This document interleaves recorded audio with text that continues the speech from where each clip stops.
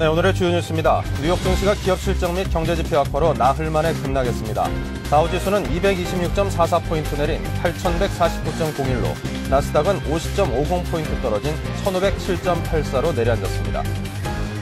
국제유가는 실업자 수와 내구재 주문 실적 등 각종 경제 지표가 악화됐다는 소식에 하락했습니다. 3월 인도분 서부 텍사스산 원유는 전날보다 46센트 내린 41달러 70센트로 거래를 마쳤습니다. 미국에서 실업수당을 받고 있는 실업자 수가 17일 현재 477만 6천 명으로 집계됐습니다. 이는 고용 통계를 작성하기 시작한 1967년 이후 최고치입니다. 정부가 위기에 처한 쌍용차 협력업체들을 위해 어음 만기 연장 등 추가 조치를 더 이상 마련하지 않기로 했습니다. 업체별로 자구 노력과 생존 가능성을 토대로 금융권 지원을 얻어내야 할 상황입니다. 압달라 살렘 엘 바드리 오페크 사무총장은 원유 가격이 배럴당 $50를 넘어서야 수출에 의미가 있다면서 올 하반기 추가 감산이 가능할 것이라고 밝혔습니다. 안녕하십니까. 출발센 증시의 임동서입니다. 북한의 조국평화통일위원회는 오늘 남북 간 정치 군사적 대결 상태 해소와 관련한 모든 합의 사항들은 무효라는 일방적 선언을 했습니다. 남북 기본 합의서와 부속 합의서에 있는 서해 해상 군사 경계선에 관한 조항들을 모두 폐기한다고도 함께 밝혔는데요. 자, 남한 정부가 그동안 이제 북남 간의 합의 사항들을 모두 실질적으로 파괴 또 유린했다는 것을 그 이유로 들었다고 합니다. 자, 북한의 속내가 어떤 것인지 잘 모르겠습니다만 한번 관심 있게 지켜봐야 될 사항인 것 같습니다. 자, 오늘 새벽 뉴욕 증시가 이제 다시금 상기되고 있는 경제적 불안과 또 불확실성 때문에 하락 마감을 했다고 하는데요. 사실 그동안 별로 좋지 않은 그 경기 실적에도 불구하고 뉴욕 증시를 비롯해서 우리 증시가 계속 연일 상승세를 이어가고 있습니다. 특히 우리 증시는 상당히 그 높은 상승세까지도 보여줬는데요. 그에 따른 조정세를 이제 조금씩 받고 있는 것 아닌가 싶습니다. 자, 아무래도 이제 기업들이 악화된 실적 발표와 함께 모든 주요 경제 지표들이 하락을 하고 있고요. 그리고 뉴욕의 어떤 3대 지수 모두 역시 하락을 하고 있습니다. 그리고 유럽 증시 역시 함께 급락을 했다는 그런 소식들도 들려오고 있고요. 그리고 미국에서는 1967년 실업자들의 그 고용과 관련된 실업급여를 받은 사람들의 수를 통계를 집계하기 시작한 이후부터 가장 많은 수의 사람들이 실업급여를 또 신청했다는 그런 소식도 함께 들려오고 있습니다. 그만큼이나 지금 경제 상황이 좋지 않다는 거겠죠. 자, 그렇다면 서울경제신문 김정훈 기자를 전화 연결해서 자세한 소식을 정리해서 들어보도록 하겠습니다. 안녕하십니까? 네, 안녕하십니까? 네, 오늘 새벽 뉴욕 증시가 5거래일 만에 하락세로 돌아섰는데요. 그 폭이 무척이나 크다고요. 네, 뉴욕 증시는 기업들의 악화된 실적 발표가 이어진 데다 고용과 소비, 주택시장 등 경제 지표들이 최악의 수준을 기록했다는 소식에 따라 3대 지수가 모두 급락했습니다. 다우지수는 전일 종가보다 226.44포인트, 2.70%나 떨어진 8,149.01로 마감했습니다. 다우지수는 큰 폭으로 하락한 채 출발, 점점 낙폭이 계속 커지면서 반등다운 반등 한번 못 해보고 결국 230포인트 가까이 급락했습니다. 나스닥 지수는 3.24% 떨어진 1507.84, S&P 500 지수도 3.31%나 떨어진 845.14의 거래를 마치는 등 3대 지수가 모두 큰 폭으로 하락했습니다. 이에 앞서 마감한 영국, 독일, 프랑스 등 유럽 주요 국가 증시도 모두 2% 이상 급락했습니다. 유럽 역시 미국의 기업 실적과 경제 지표가 악화된 것으로 발표되면서 경기 침체가 더욱 심각해질 것이라는 우려 속에 뉴욕 증시 개장 이후 낙폭을 키우며 큰 폭으로 하락했습니다. 네. 자, 이토록 큰 폭으로 하락한 데는 아무래도 주요 경제 지표들이 좋지 않게 나타난 것이 가장 큰 하락 이유겠죠. 예, 그렇습니다. 뉴욕 증시는 고용과 소비, 주택시장의 상황을 나타내는 지표들이 일제히 사상 최악의 수준으로 악화됐다는 소식에 투자 심리가 냉각됐습니다. 뉴욕 증시가 최근 며칠간 상승세를 보였던 것도 차익 실현의 기회로 작용했던 것 같습니다. 전일까지 증시를 끌어올렸던 배드뱅크 설립안 등 오바마 행정부의 경기 부양 방안에 대한 부정적인 인식이 확산된 것도 원인으로 작용했습니다. 경기 부양 방안이 하원을 통과하긴 했지만 공화당 의원들이 전부 반대표를 던지는 등 다음 주 하원 통과에 진통이 따를 것이라는 전망 때문입니다. 특히 기업 실적 악화나 경제 지표 부진 등은 이미 증시의 상당 부분 반영된 데다 앞으로도 좋지 않을 것이라는 인식이 퍼져 있는데요. 그럼에도 불구하고 새로 발표되는 경제 지표들이 대부분 과거에서 비슷한 사례를 찾아보기 어려울 정도로 악화된 것으로 나타나고 있다는 점이 시장에 부정적으로 작용하고 있습니다. 고용, 소비, 주택시장 등 주요 경제 지표들이 모두 빠른 시간 안에 회복되기는 어려울 것이라는 암울한 전망이 시장을 짓누르고 있습니다. 네. 자, 그렇다면 경제 지표의 성적이 구체적으로 어느 정도 안 좋게 나타나고 있습니까? 네, 미국 노동부에 따르면 지난 17일 기준으로 실업수당을 받는 실업자 수는 477만 6천 명으로 집계됐습니다. 관련 통계가 작성된 이후 최고 기록인데요. 지난주에 실업수당을 새로 신청한 사람은 58만 8천 명으로 일주일 전보다 3천 명이 늘어나면서 3주 연속 증가세를 보였습니다. 이처럼 고용 사정이 갈수록 악화됨에 따라 가계소득의 감소와 소비 지출의 침체, 기업의 매출 감소, 투자 부진으로 이어지는 불황의 악순환 현상에 대한 우려가 증폭되고 있습니다. 소비지표 역시 전문가들의 예상을 뛰어넘는 수준으로 악화됐습니다. 미국 상무부에 따르면 지난해 12월 내구재 주문 실적은 전달 대비 2.6% 감소, 5개월 연속 줄었습니다. 이로써 지난해 연간 내구재 주문은 5.7%나 감소해 2001년에 마이너스 10.7%를 기록한 이후 가장 부진한 수준인 것으로 집계됐습니다. 주택시장도 바닥을 모르고 추락하고 있는데요. 지난해 12월 신규 주택 판매 실적은 33만 1000채로 한 달 전보다 14.7%나 급감하면서 1963년 통계 작성 이후 가장 저조했습니다. 또 판매된 주택의 중간 가격은 20만 6,500달러로 전 1년 전에 비해 9.3% 하락한 것으로 집계되는 등 주택 구매 수요가 급감한 것은 물론 가격도 크게 떨어지고 있는 것으로 분석됐습니다. 구입 가능한 주택의 재고 물량은 35만 7천 채로 역시 사상 최고 수준을 나타내 주택 경기가 계속 악화되고 있음을 보여주고 있습니다. 네. 자, 이 같은 실물 경기 침체 여파로 아무래도 기업들의 실적도 좋게 나올 리가 없는 것 같습니다.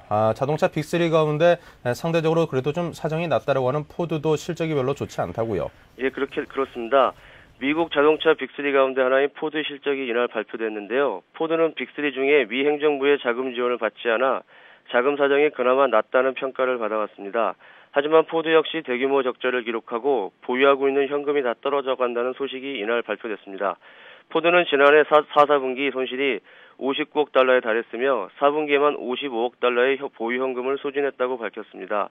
경기 침체로 미국 내 자동차 판매가 30%나 감소하면서 매출도 292억 달러로 전년 동기 455억 달러보다 36%나 줄었습니다. 이에 따라 지난해 전체 손실 규모는 146억 달러로 2007년 27억 2천만 달러의 5배를 넘어섰습니다. 특히 현금 유동성 부족이 문제로 지적되고 있는데요. 포드는 지난 4분기에만 50억 달러의 보유 유동성을 소진했으며 이로 인해 지난해 하반기에 소진한 유동성 규모가 132억 달러에 달한다고 밝혔습니다. 이에 따라 포드가 보유한 현금은 지난해 3분기 말 189억 달러에서 4분기 말 134억 달러로 줄었습니다. 하지만 회사 측에서는 올해 현금 소진 규모와 재고가 지난해보다 줄어들 것이라면서 GM이나 크라이슬러처럼 정부의 지원 없이도 독자 생존이 가능하다고 주장했습니다. 포드는 이미 확보했던 101억 달러 규모의 은행권의 신용 공여를 이용해 자금을 확보할 것이며 이는 운영 자금이 아니라 적정 유동성 수준을 유지하는 데 사용될 것이라고 밝혔습니다. 세계 2위 휴대폰용 반도체 제조업체인 퀄컴도 실적을 발표했는데요.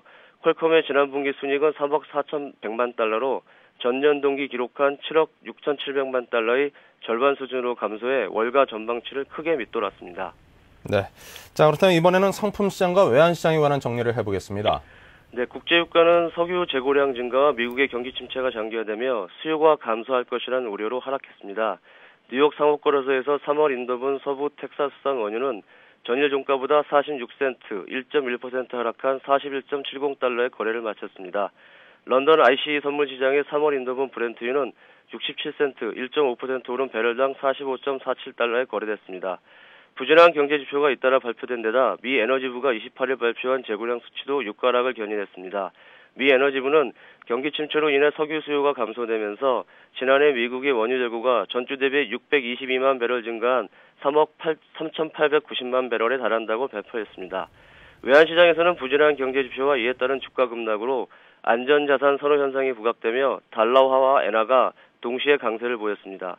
뉴욕 외환시장에서 달러 유로 환율은 전일 대비해 1.57% 하락한 1.2957달러를 기록했습니다.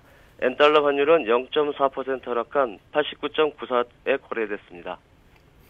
네, 자 이렇게 해서 서울경제신문 김정권 기자로부터 글로벌 경제 소식을 자세하게 정리해 들어봤습니다. 고맙습니다. 예, 고맙습니다.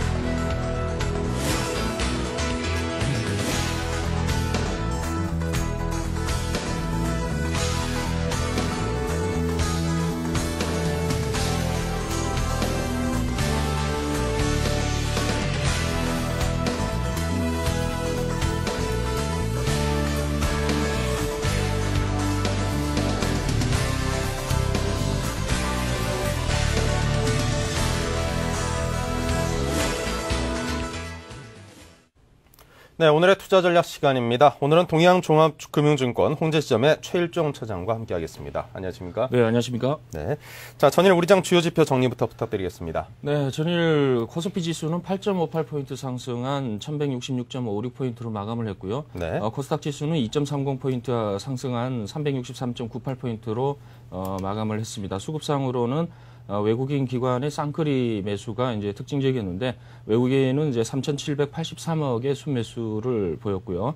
기관은 2,628억, 그리고 개인이 6,709억의 순매도 흐름을 보였습니다. 네, 연초 이후 보였던 외국인들의 순매수세가 다시금 살아나는 그런 움직임이고요. 자, 전일 우리장 특징적인 것들은 어떤 것들이 있습니까? 네, 전일 국내 증시는 이제 유럽과 미국의 이제 추가 상승 흐름에 동참을 하면서 우리 시장도 이틀 연속 상승 흐름을 보이는 그런 이제 모습을 보였는데요. 1180선과 1200선 사이에 이 심리적인 저항대와 그 한계에 그 전날 5%대의 그 강한 상승세 이런 거에 대한 이익 실현 물량 출회 이걸로 인해서 이제 그 상당히 고점 대비 이제 조정을 좀 보이고 있는데요.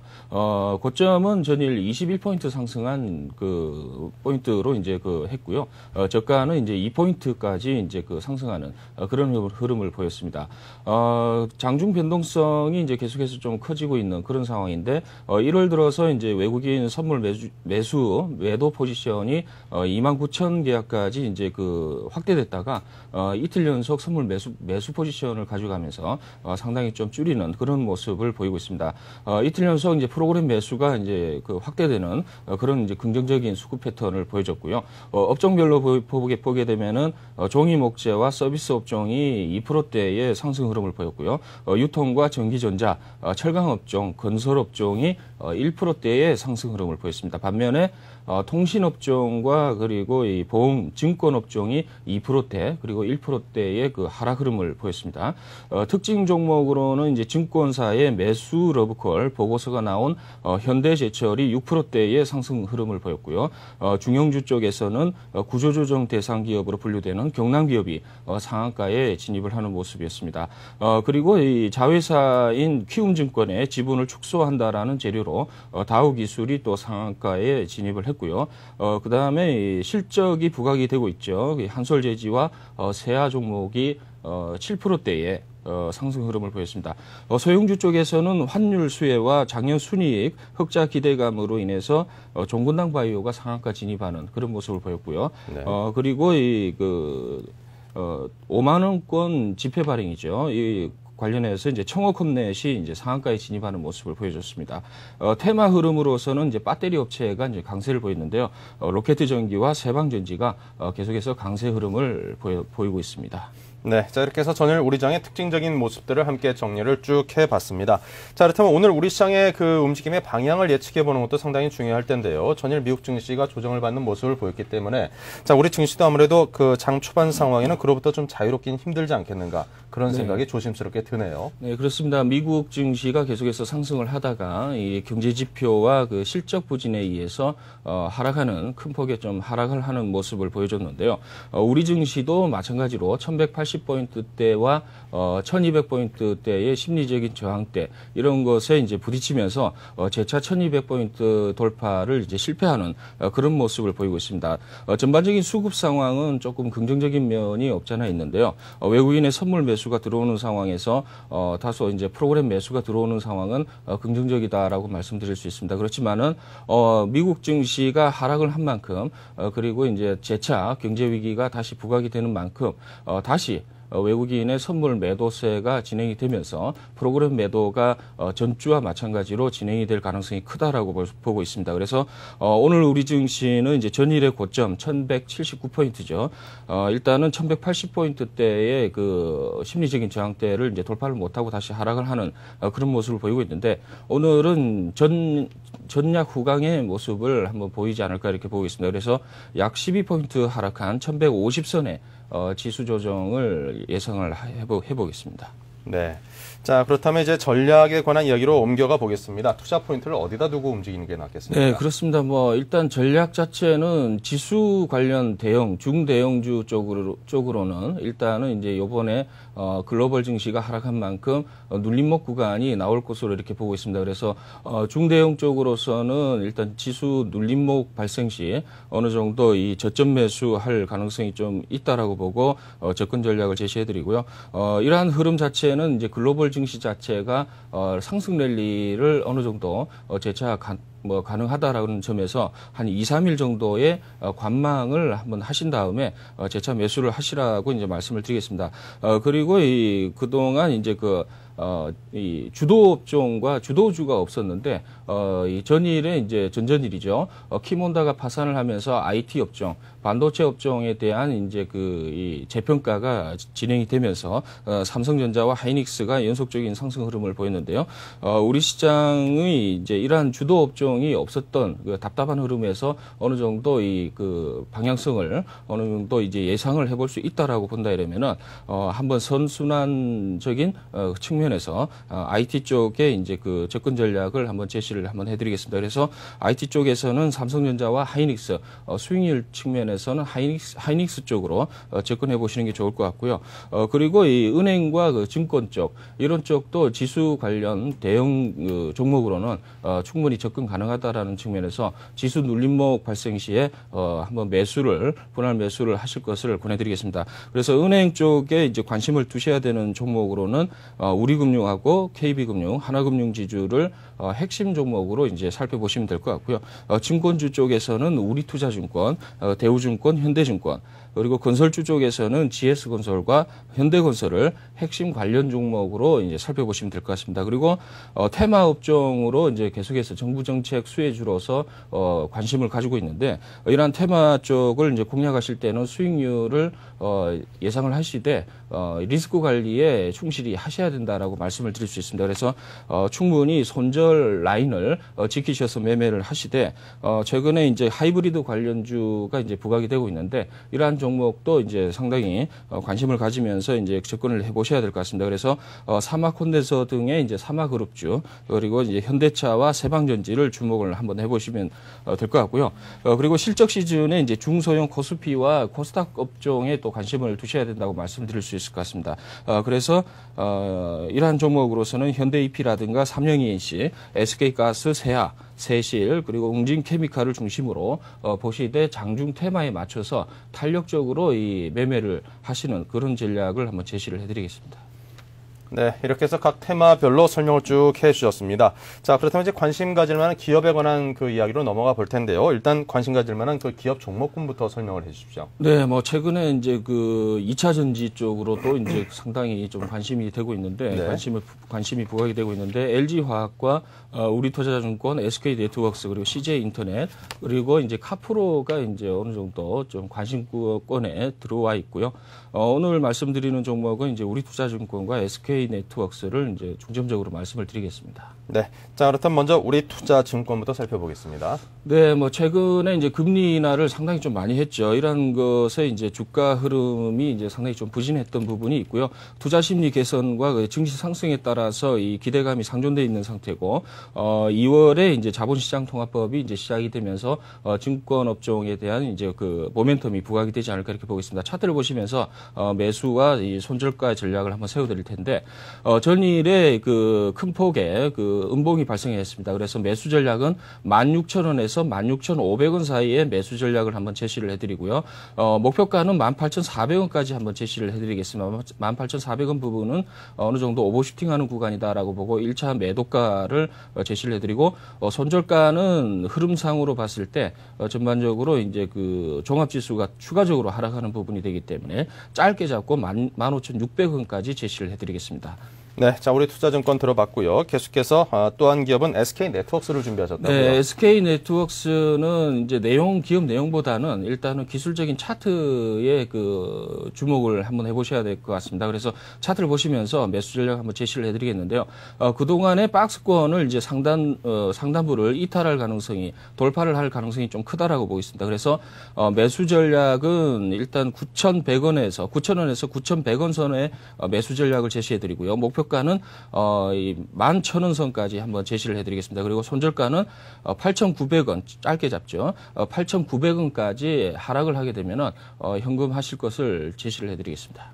네, 자 이렇게 해서 SK네트워크스와 우리투자증권에 관한 두 기업의 추천 말씀 그리고 종목군에 관한 이야기까지 함께 청해서 들어봤습니다. 자 지금까지 동양종금증권 홍제점에 계시는 최일종 차장과 함께했습니다. 고맙습니다. 네, 감사합니다.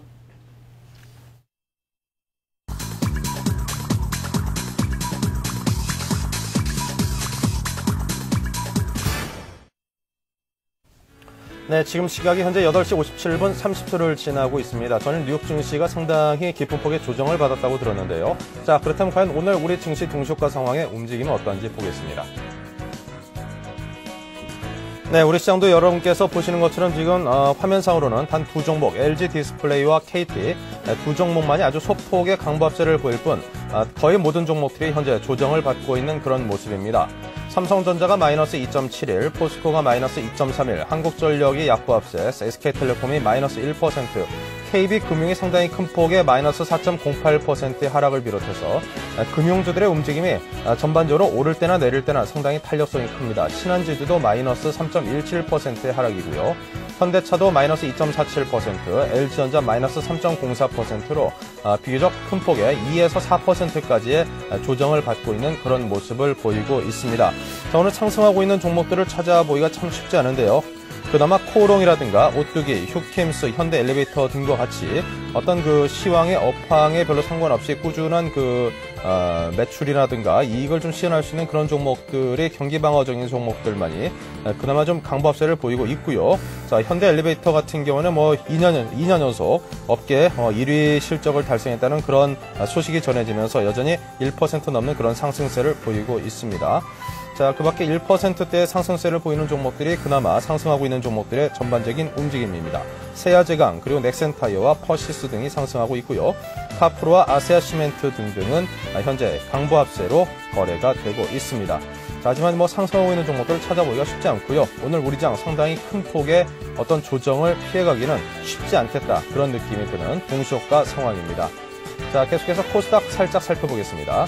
SK 브로드밴드가 비교적 큰 폭의 마이너스 3.63, 메가스터디가 마이너스 3%를 비롯해서 2% 가까운 그런 하락세를 보이는 종목들이 상당히 많습니다.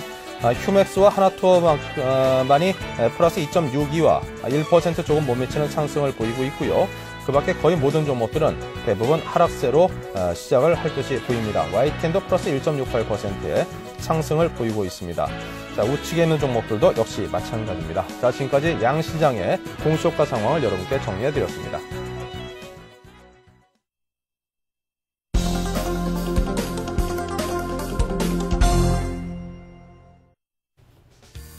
네, 동시효과 때 살펴드린 것처럼 오늘 우리 시장 상당히 큰 폭의 조정을 받으면서 장이 열릴 것 같습니다. 자, 개장 시초가를 중심으로 다시 한번 시장을 간략하게 정리를 해드리겠습니다.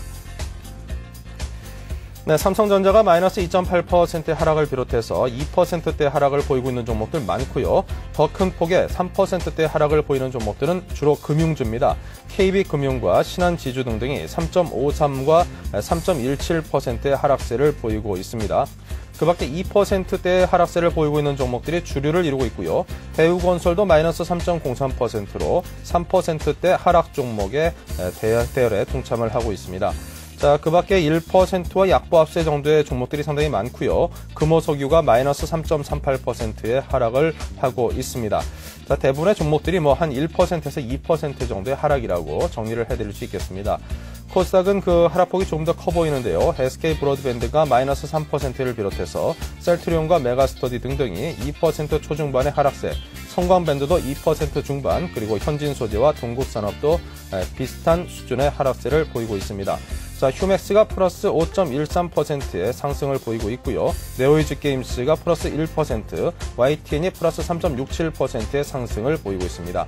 자, 그 밖에 신세계 푸드만이 1% 넘는 상승을 보이고 있지만 한빛방송 마이너스 3.85%, SSCP 마이너스 2%, 웨일유업 마이너스 2.24%로 상당히 많은 종목들이 2%가 넘는 그런 하락세로 오늘 장을 출발을 하고 있습니다.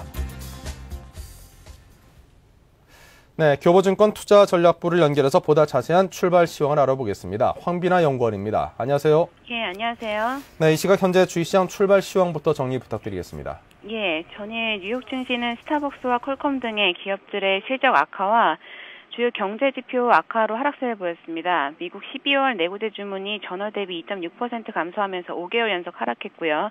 미국 신규 실업수당 청구 건수는 58만 8천 명을 기록해 67년 기록 이후 최악의 수치를 기록했습니다. 이에 따라서 미 증시가 4일 만에 하락세를 보였고요. 이러한 미국과 유럽 증시의 하락 여파로 국내 증시 역시 투자 심리가 위축되면서 코스피가 1.63% 하락 출발한 모습입니다. 이와 함께 2거래일 연속 상승에 따른 차익상 경계 매물이 출회되고 있고요. 시가총액 상위 종목은 대부분 하락세를 보이고 있습니다. 기관과 외국인 선호주에 선별적인 매수세가 유입되고 있습니다. 네, 자 오늘 장 조정을 받고 있는데 어떤 방향으로 대응하는 게 우리 투자자분들께 보다 더 나은 선택이 될 수 있을까요? 예, 증시가 정책 기대감이 상승 재료로 작용하는 가운데 경제 지표 및 실적 부진이 하락 압력으로 작용하는 그런 흐름이 지속되고 있습니다. 전일 오바마 행정부의 8,190억 달러 규모의 경기 부양안이 하원의 전체 회의를 통과했고요. 2월 중순까지 이에 대한 논의가 진행되고 오바마 행정부 정책이 구체화되면서 정책 기대감은 이어질 수 있을 것이라 기대됩니다만 한편으로는 또 배드뱅크 및 경기 부양을 위한 재원 규모가 대형 규모에 대한 회의론이 부각되면서 정책 기대감도 일부 희석되고 있습니다. 또한 지난 12월에 글로벌 경기 부양책에 대한 기대감으로 증시가 상승한 이후에 다시 되돌리는 흐름을 보였던 것으로 미뤄볼 때 단순한 어떤 증시에 대한 정책에 대한 기대감은 증시의 지속적인 상승을 견인하기에는 역부족으로 보입니다. 이에 따라서 박스권 장세의 연장으로 보시면 될 것 같고요. 금일 지수가 지금 박스권 내에서 어중간한 지수대에 있어서 성급한 매매는 자제하심이 좋을 것 같습니다. 현재 상승 요소도 희석된 모습을 보였지만 최근 또 증시가 경제 지표나 어떤 실적 부진에 비교적 우호적인 모습을 보였기 때문에 하락 역시 제한적일 것으로 보입니다. 따라서 지수 추가 하락 시에 이제 박스권 하단 부분에 접근 시에는 매수 관점으로 대응하시는 전략이 좋을 것 같습니다. 네, 자 눈여겨볼 만한 종목과 업종이 있을까요? 예, 증시가 제한된 상승과 하락을 보이고 있고요. 공격적인 어떤 성급한 매매는 현재 시점에서는 자제하심이 좋을 것 같습니다. 지수가 추가 하락하는 경우에는 현재 호재로 작용하고 있는 정책 수혜에 관련된 종목에 선별적으로 대응하셔야 될 것 같고요. 지속되는 경제 지표 및 경제 성장률 하향 조정 등으로 경기 회복 시점이 지연되고 있음을 염두에 두고 통신, 제약, 필수 소비재 등의 경기 방어주에는 지속적인 관심을 가지시는 게 좋을 것 같습니다. 네, 고맙습니다. 지금까지 황비나 연구원과 이야기 나눴습니다. 고맙습니다. 예, 감사합니다.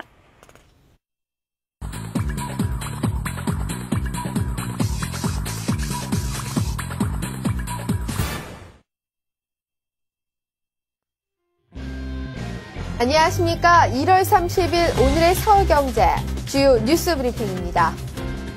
퇴출 기업으로 지정된 CN중공업이 해외에 매각될 전망입니다. 채권단은 현재 해외 투자가 두 곳과 매각 협상을 벌이고 있으며 이 중 한 곳으로부터는 투자 의향서를 받았다고 밝혔습니다. 매각이 성사될 경우 CN중공업과 채권단 모두가 윈윈할 것으로 기대됩니다. 경기 침체로 골프장 회원권 기준 시가가 반토막 났습니다. 국세청에 따르면 전국 186개 골프장의 회원권 기준 시가는 지난해 8월보다 평균 17.6% 떨어졌습니다. 특히 기업들이 현금을 마련하기 위해 회원권을 내다 팔면서 10억 원 이상 고가 회원권은 41.8%나 하락했습니다. 황영기 KB금융지주 회장이 8개 비은행 자회사에 대한 본격적인 친정체제를 구축합니다. 8개 자회사의 부사장 이상 임원들은 업무 능력과 실적을 평가받고 내달부터는 매주 사장단 회의를 열기로 했습니다. 금융계는 비은행 자회사와 국민은행이 시너지를 낼 수 있을지 주목하고 있습니다. 크라이슬러에 이어 GM도 해고 노동자에게 연봉의 95%를 지급하는 잡뱅크 제도를 폐지하기로 했습니다. 전미 자동차 노조가 기존 강경 일변도의 노동운동을 지향하고 기업 살리기에 동참해야 생존한다는 판단에 따른 것입니다. 포드의 잡뱅크 폐지 가능성도 커졌습니다. 롯데의 두산주류 인수 이후 영남권 소주 시장에 전운이 감돌고 있습니다. 진로가 지난해 영남시장 점유율을 확대한 데다 부산 경남이 본거지인 롯데까지 소주 시장이 가세했기 때문입니다. 이에 따라 영남권 소주업체들은 신제품 출시와 유통망 강화 등 전략 마련에 부심하고 있습니다. 인사이드 펀드가 글로벌 금융위기 절정을 달하던 지난해 4분기에 중국 투자 비중을 오히려 크게 늘린 것으로 나타났습니다. 중국 투자 비중을 76.49%까지 늘리고 브라질을 제외한 국가 투자 비중은 줄어 중국 몰빵 투자에 대한 논란이 불가피할 것으로 전망됩니다. 증권선물거래소가 공공기관으로 지정됐습니다. 앞으로 감사원의 감사와 정부의 예산 통제 등 관리 감독이 심화될 것으로 보입니다. 이에 대해 거래소 노사가 공공기관 지정 철회를 요구하며 헌법소원이나 총파업을 불사하겠다고 강력히 반발하며 나섰습니다. 오는 8월부터 채권자가 채무자 가족을 협박하거나 야간에 방문해 공포감을 유발하면 5년 이하의 징역이나 5천만 원 이하의 벌금에 처해집니다. 전화나 이메일을 통한 채권 추심 행위도 금지됩니다. 이 같은 내용을 담은 법률안은 다음 달 초 공포될 예정입니다. 이상 오늘의 서울경제 주요 뉴스 브리핑이었습니다.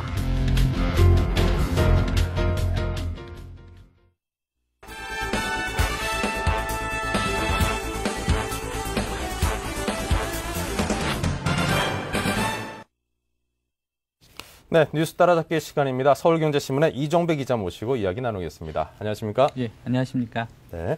자, 재산세 등 보유세 과세 표준이 되는 표준 단독주택 공시 가격이 어제 공표가 됐습니다. 예. 자, 그런데 이제 최근 부동산 경기 침체에 따라서 이제 부동산 가격들이 상당히 많이 떨어졌는데요. 아파트 그렇죠. 가격이고 뭐고 뭐 다들 떨어졌죠. 예. 자, 그것이 반영되면서 이것도 역시 함께 하락했다고 들었는데 그렇죠. 어떻습니까? 맞습니다. 어제 그 표준 단독주택 공시 가격이 발표됐는데요. 네. 그 세부적으로 한번 살펴보겠습니다. 그 전국 평균으로는 1.98% 하락을 했고요. 지역별로 보면은 수도권에서 하락폭이 크게 나타난 것이 특징인데요. 그 서울이 그 2.5% 하락했고요. 네. 그다음에 경기도도 2.24% 하락했습니다. 또 기초지자체별로 보면은 그 서울 강남구, 송파구, 서초구, 경기도 과천시, 그 충남 태안군 등 그 종전의 집가가 많이 올랐던 지역이죠. 그 4% 이상 하락한 것이 특징인데요. 그 통상 이제 그 공시 가격은 그 세금을 산정할 때 쓰는 그 정부 고시 가격이기 때문에 좀 하락하는 경우가 드뭅니다. 그래서 말씀하신 대로 그 이번에 그 부동산 시장의 침체가 그 공시 가격에 반영된 것으로 해석될 수 있고요.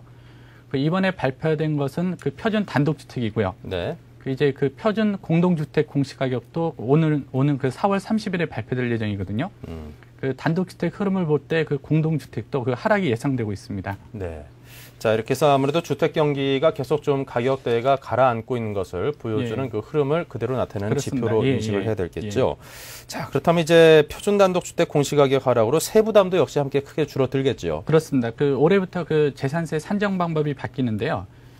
그 바뀐 방법을 보면은 그 예전에는요, 그 공시 가격에 그 과표 적용률을 곱해서요, 네. 그 과세 표준을 산정했습니다.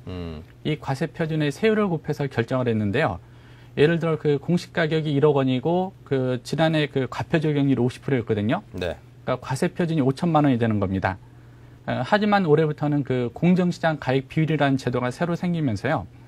그 공정시장 가격에, 그러니까 공시 가격에 그 공정시장 가액을 곱한 것이 과세 표준이 되고요. 이 과세 표준의 세율을 곱해서 결정이 되는데요. 통상 이제 그 공정시장 가액 비율은 그 40%에서 80% 사이에서 결정되도록 돼 있거든요. 네. 여기서 그 이제 과표 적용률과 그 공정시장 가액 비율의 차이를 설명드리면요. 그 과표 적용률은 매년 그 일정 폭 이상 상승하는 시스템을 말하거든요. 예를 들어서 올해 50%였다 그러면 내년 60%, 네. 내후년 70% 이렇게 상승하는 시스템이고요. 네. 그 공정시장 가액 비율은 그때 상황에 따라서 그 40%에서 80% 사이에서 그 탄력적으로 적용하는 겁니다. 그래서 네. 부동산 값이 오르면은 비율을 높이고 떨어지면 비율을 낮춰서 이렇게 그 탄력적으로 적용하는 시스템이 좀 틀리고요. 네. 또 이번에 보면 세율도 인하됐습니다. 그 세율 인하를 보면요. 그 예전에는 총 3단계로 돼 있었거든요. 그 3단계로 돼 있어가지고 최저가 0.15, 그 최고가 0.5%였습니다. 하지만 이번에 그 3단계에서 4단계로 바뀌면서요. 네. 그 최저가 0.1%, 그 최고가 0.4%로 이렇게 하락을 했거든요. 그러니까 세율이 3단계에서 4단계로 바뀌면서 그 더 많은 폭이 넓어졌고요. 그 세율도 인하된 거죠. 사실 이 세율 하향 조정으로 인해 가지고요. 그 재산세 부담이 이제 일정 부분 줄 수밖에 없고요. 이런 가운데 그 공정시장 가입 비율 제도가 시행되지 않았습니까? 그 비율이 어느 선에서 결정에 따라서 그 인하폭이 달라질 것으로 보이게 되는데요. 현재 그 전문가들이 추정한 인하폭은 그 최대 60% 안팎으로 추정하고 있습니다. 네. 그 예를 들어 공시 가격이 그 3억 500만 원인 단독주택을 가정해 보면요. 그 지난해 그 3만 4천 원 가량 재산세를 부담을 했거든요. 그런데 만약 그 공정시장 가입 비율이 40%로 정해지면은 그 재산세가 1만 6천 원이 되고요. 또 50%면은 2만 원, 또 그 60%면은 2만 4천 원 등이 됩니다. 그 공정시장 가입 비율이 어느 선에서 결정될지 모르겠지만 그 세율 인하도 동시에 이뤄지기 때문에요. 그 올해 납부하는 재산세는 그 지난해보다는 줄 것으로 예상되고 있습니다. 네. 그 재산세는 이제 6월 1일 현재 그 주택 소유 현황을 토대로 해가지고요. 그 7월 1일 교부될 예정입니다. 예.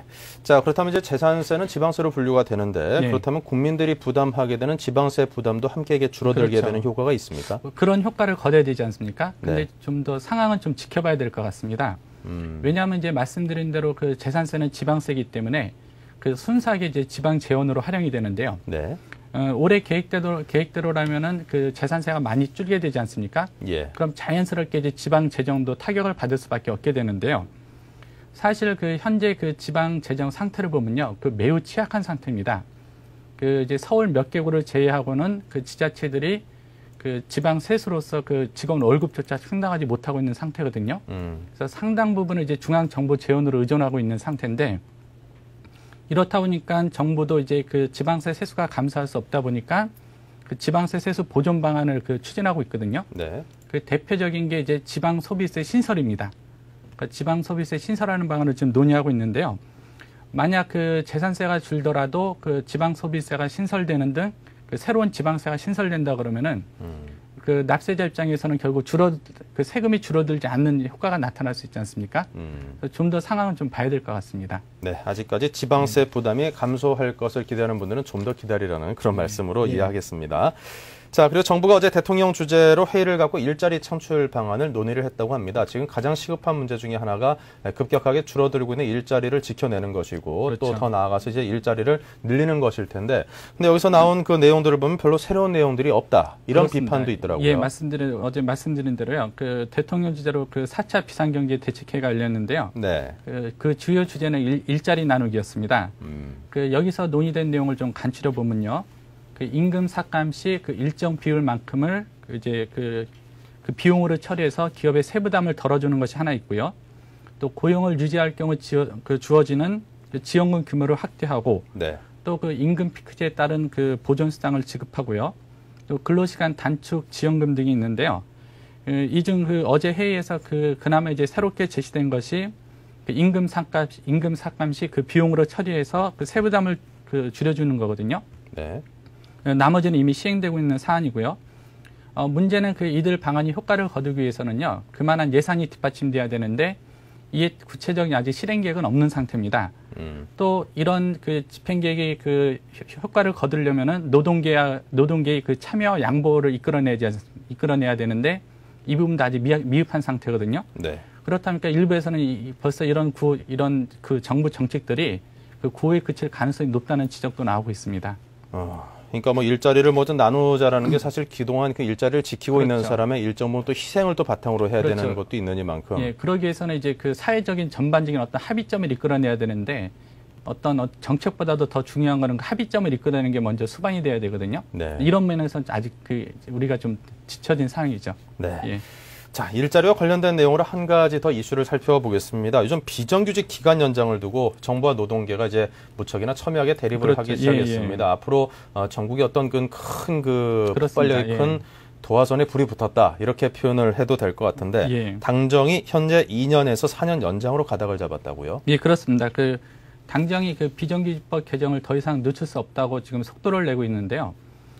당정이 이제 가닥을 잡아가고 있는 내용을 보면은 그 현재 우선 현재 그 2년으로 돼 있는 그 비정규직 보호 기간을요. 네. 그 4년으로 연장하는 것이 골자입니다.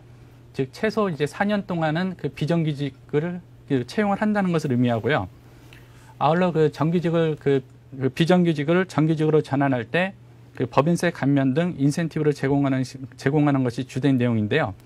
일단은 당정의 입장은 그 기간을 늘리지 않으면은 오는 7월 초에 이제 그 최초 비정규직 2년 시한이 다가오게 됩니다. 네. 그렇기 때문에 그 기간을 늘리지 않게 되면은 그 비정규직 대량 해고 사태가 발생할 수 있다고 보고 있고 속도를 내고 있는데요. 하지만 노동계에서는 여전히 반대하고 있습니다. 이유는 이제 그 기간을 연장하게 되면은 그 정규직으로 전환하는 것이 더 늦춰진다는 거죠. 그러니까 비정규직 기간을 2년에서 4년으로 연장하게 되면은 정규직 전환 시점 그만큼 더 늦춰지게 되는 거지 않습니까? 그렇다 보니까 노동계가 반대를 하고 있는데요. 사실 이 비정규직법은 그 순기능보다는 역기능을 좀 많이 만들어내고 있는 것이 사실입니다. 이미 기업들은 그 지난해 하반기부터 그 경기 침체에 대비해 가지고요. 그 비정규직 위주로 그 많은 인원을 자르고 있고요. 또 임금 삭감도 비정규직 위주로 하고 있습니다.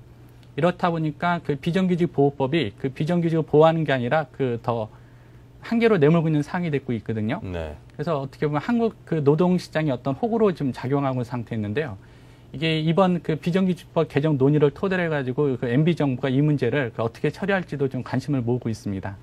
사실 도입할 때부터 이제 도입을 주장하는 쪽에서는 아무리 그 2년이 지나서 2년 동안 그렇죠. 이제 숙련된 예. 노동자를 기업이 함부로 자를 수 없을 것이다라는 논리로 설득을 했었고, 그렇죠. 그리고 반대쪽에서는 뭔 소리냐 정규직 전환을 하기 위해서 부담이 따르는데 아마 자르는 경우가 더 많을 것이다라는 그렇죠. 쪽으로 반대를 지금 했었는데 후자가 더 많죠. 예. 후자가 많고 대표적인 케이스가 이제 이번에 이제 그 기초 시급이 올랐거든요. 시급이 네. 이제 4천만 원으로 오르게 되면서 비정규직도 똑같이 적용되게 됐는데요. 그렇다 보니까 기업들이 이제 생각해내는 게 수당을 깎는 거죠. 그렇다 보니까 전체 월급이 변함이 없게 되는 거죠. 그러니까 이런 어떤 편법적인 것들이 많이 일어나기 때문에 또 순기능보다는 지금 어떻게 보면 지금 역기능이 그 고용시장에서 많이 나타나고 있는 게 사실입니다. 네, 이 노동계 이제 뭔 소리냐 이제 2년 거의 다 채워가지고 정규직 전환을 앞두고 있는데 왜 4년으로 늘리느냐라고 그렇죠. 하는 볼멘 소리를 하는 노동계와 지금 현재 그래도 잘릴 가능성이 더 많으니까 그나마 또 2년을 연장하는 게 숨통을 틔워주는 것이다라는 그 주장과 과연 어느 쪽이 맞는지는 참 선택하기가 쉽지 않은 것 같습니다. 그렇습니다. 자, 그리고 CN중공업의 해외 매각이 추진이 되고 있고요. 1차로 그렇죠. 이루어진 건설 및 조선사에 대한 중소조선사에 대한 구조조정도 그렇죠. 예. 이제 어느 정도 윤곽을 잡아가고 있다고요. 그렇습니다. 어제 그 채권 금융기관들이 회의를 열고요. 거의 이제 워크아웃 결정을 내렸는데요. 현재까지 추진 사항을 보면은 그 C등급으로 분류된 대부분의 건설사들이 워크아웃 개시 결정을 받았습니다. 네. 또 CN중공업의 경우 그 해외 채권단과 해외 그 업체하고 매각 협상을 진행 중에 있고요. 또 그 아울러 정부는 그 청와대에서 그 워크아웃 건설사들에 대한 그 보증금 있지 않습니까? 네. 이에 대한 지원 방안도 논의할 예정입니다. 또 이와 별개로 현대 금융기관들은요, 그 여신 50억 이상 업체에 대해서 그 정기 평가를 3월부터 할 예정이거든요. 네. 사실 이건 통상적인 평가 절차인데요. 그 때가 때인 만큼 좀 민감하게 받아들여지고 있습니다. 자, 그렇다면 이제 워크아웃 기업들이 이제 과연 이게 기업 회생 절차 아니겠습니까? 그렇죠. 기업을 예. 살리고자 밟는 절차인데 기업들이 실질적으로 과연 다시 살아날 수 있을지 그게 이제 관심 사항이 그게 아니겠습니까? 아마 그 말씀하신 대로 최고의 관심 사항일 것 같은데요. 그 현재 상황 보면 워크아웃 기업들의 생산 아마 그 신용 등급에 걸려 있다고 해도 과언이 아닌데요. 예. 사실 과거 2002년, 2003년 그 카드텔 사태를 우리 정부가 신속히 해결할 수 있었던 배경에도요. 네. 그 카드사들의 그 불량 채권을 처리하는 과정에서 카드사들의 신용 등급이 안정적으로 유지가 됐습니다. 또 신용 등급이 안정적으로 유지가 되면서 그 시장에서 불량 채권도 빨리 소화될 수 있었거든요. 네. 정부가 그 당시 이제 카드사들의 그 신용 등급 안정을 위해서 그 압력을 행사했다는 후문도 있는데요. 하지만 현재는 과거처럼 그게 쉽지가 않은 상황이고요. 예. 이런 상황에서 만약 워크아웃 진행 과정에서 신용 등급이 추가로 하락한다 그러면은 어떤 기관이 보증 서줄이 만무하고요. 또 은행들도 추가 지원도 만무하지 않습니까? 그렇다 보니까 자연스럽게 퇴출로 갈 수밖에 없게 되거든요. 그래서 금융당국이나 정부가 가장 지금 주의 깊게 보는 것은 뭐 워크아웃 건설사들에 나타나는 보증금 이런 것보다도 그 신용평가사들이 과연 어떻게 그 신용등급을 어떻게 매길까 이 점을 좀 주목하고 있습니다. 네. 자, 그래도 오늘 뭐 당초 취지는 이제 기업들을 잘 살려가지고 우리 경제를 이렇게 좀 안 될 기업은 솎아내고 될 만한 기업들을 잘 이렇게 한데 모아서 다시 키워내자는 그런 취지로 하는 것이니만큼 그 취지에 맞는 그런 결과를 반드시 내줬으면 좋겠습니다. 자, 지금까지 서울경제신문 이종배 기자와 진행한 뉴스 따라잡기였습니다. 고맙습니다. 예, 감사합니다.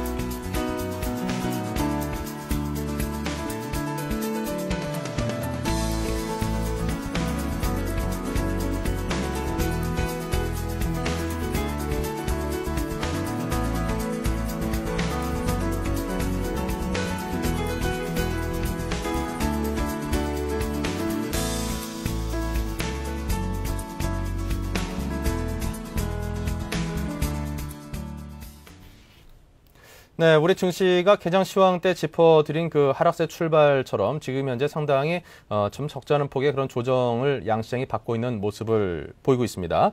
자, 코스피가 현재 마이너스 1.25%입니다. 14포인트가 하락한 1151.92포인트로 1150포인트 선의 지지를 시험받고 있고요. 그리고 코스닥은 0.49%가 하락한 362포인트입니다.